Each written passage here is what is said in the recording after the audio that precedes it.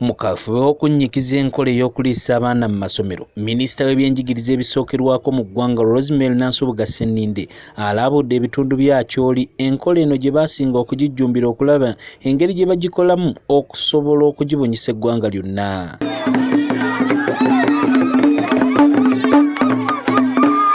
Kinajjukirwa nti enkola eno yagunjibwawo minisita w'ebyenjigiriza n'ebyemizannyo mu ggwanga Jetet Kataha Museveni omwaka oguwedde mu mwezi ogwokutaano okusobozesa abaana okufuna ekyokulya nga bali ku masomero. Minisita Senninde alambudde amasomero agatali gamu omuli Oguru Primary School eryasookera ddala okwaniriza enkola eno mu ggwanga, Panyekoli Primary School n'amalala ng'eno abazadde emmere bagiwaayo buwi ku masomero omuli kasooli, obuwunga ssaako n'ebijanjaalo n'akasente akatonotono ne kibasobozesa abaana okulya emmere nga bali ku ssomero. Wano omubaka omukyalo wa disitulikiti y'Eggulu mu lukiiko lw'eggwanga olukulu era nga yakulira oludda oluvuganya gavumenti Betty Awolyo Chan wasabidde enkola eno efuulibwe etteeka mu ggwanga lyonna kubanga gyekoleddwako ezadde ebibala. We should make it mandatory to parents to contribute something small. We do not need to exploit them, but to contribute something small. Let it be a kind of policy that you cannot run away from it. Nga buli muzadde yenna ayagala tayagala ayina okuleeta emmere abaana balye. Ekyenjawulo ab'eggulu kye baakola bo ne basalawo nti baagala abaana baabwe balye emmere eyokya era ng'efumbiddwa wamu.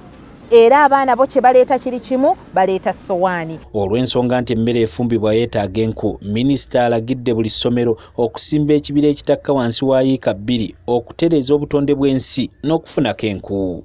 Buli ssomero libeere n'ekibira ekitakka wansi wa yiika 4.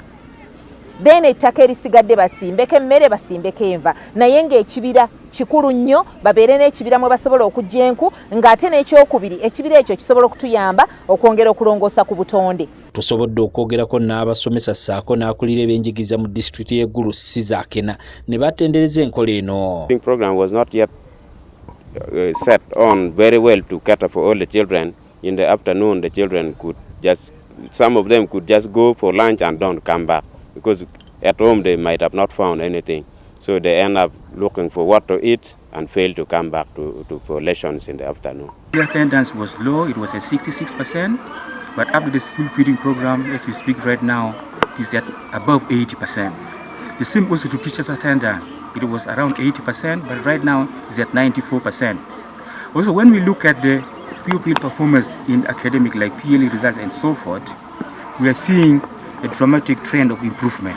This is mainly because of the school feeding program. Wano ekitongole kya World Food Program kyavaayo ne kidduukirira bano n'ebyagi okusobola okukuuma emmere yaabwe nga teyonoonese. After looked at the wastage, the spoilage of food that has been collected by the parents and kept in the stores, being damaged by weevils, being damaged by rats, so they approached WFP, and WFP is concerned with the quality. Ssentebe wa disitulikiti y'Eggulu Martin Ojala Mapenduzi asinzidde mu kulambula kuno n'aloopera minisita amasomero okusingira ddala ag'obwannannyini agappeeka abazadde ebintu ate ne gamaliriza nga gabitunze. Found the school ate so much sugar in their store, so much, yet in the parents' letter they were still requesting for more. So I said, why do you collect so much and you still want more, only to realize that at the end of the day they sell it. Agasfudde ekintu ky'okuliisa abaana business naddala ga private kati awo ate we twetaaga okuteeka essira n'okwongera okutunuulira kubanga tufunye reports ng'amasomero agamu gasaba abazadde kilo za ssukaali 5, ensawo kilo z'omuceere 10. Ssentebe era aloopye amasomero agagufudde omugano okutikka abaana ng'amabidde mu mmotoka era n'akoola poliisi y'ebidduka okubakwasizaako ku nsonga eno. Schools, especially private school with school van, picking any vehicle, turning it into a... Sometimes you find a vehicle that should carry 14 is carrying about 40 children and they are squeezed there. Poliisi etuyambe kate mu nteekateeka eyo batuyambe okulaba emmotoka ezo ezitikka abaana ng'amabidde bagezaako okutuyambako mu mbeera eyo kubanga nakyo tuzudde nga kigenda kutuleetera obuzibu. Enkola ey'okuliisa abaana mu masomero singa eneetooloola eggwanga lyonna yakuyambako okwongera omutindo gw'ebyenjigiriza mu ggwanga. Mu Kibijja Miru Kyabasinga, Delta TV Amasukkulumu.